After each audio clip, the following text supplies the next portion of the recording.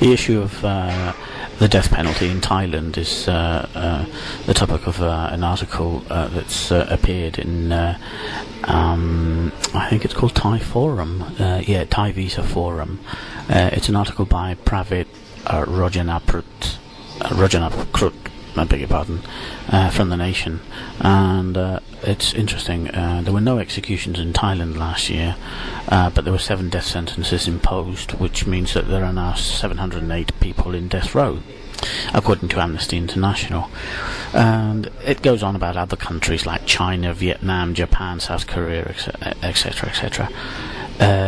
But what I wanted to say about this was 2 things. First, the death penalty, the death sentence, which was imposed on a Spanish lady, a Spanish woman who had arrived from Benin, I think it was, an African country, and I can't remember the exact quantity of drugs that she had on her, but it was enough to have her sentenced to death. And then it was her death sentence was quickly quashed, and it was replaced with a lifetime jail sentence. I think that these sentences are a little bit exaggerated. I think sentencing someone to death is a barbaric thing. I don't think two wrongs make a right, but that's a separate issue. I don't really want to talk about that. I'm sure you have your own opinions about that. But what I wanted to say was that, again, coming back to lèse-majesté law, you kill somebody. There have been many cases of Farangs who have killed their partners. I think it was one lady killed her male partner in a restaurant with a knife, and I think she got 3 years for that. There was another man, another Farang man, who killed his friend, and he got 3 years as well. I think he was French or Australian.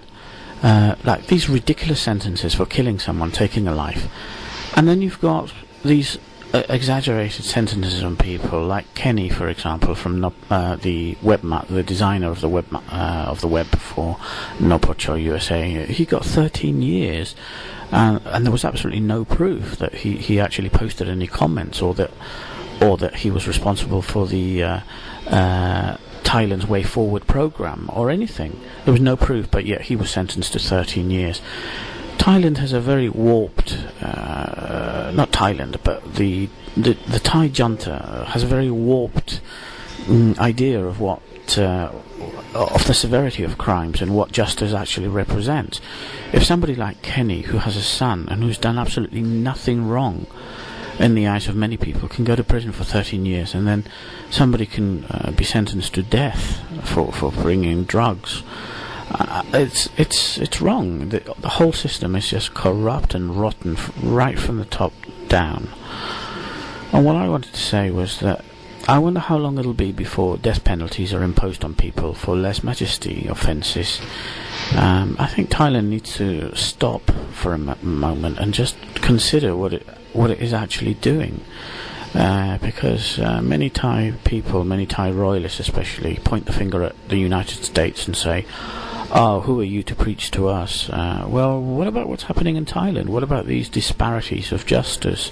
3 years for murder, 18 years, 13 years for trivial offences, life sentences for carrying drugs. The whole system in Thailand needs to be reviewed. The death penalty needs to be abolished.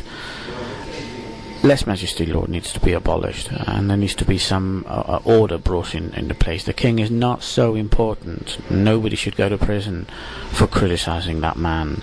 Murder is a far more serious crime.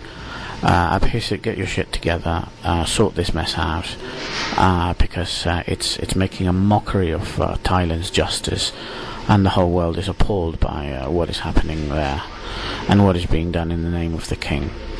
That's all I wanted to say.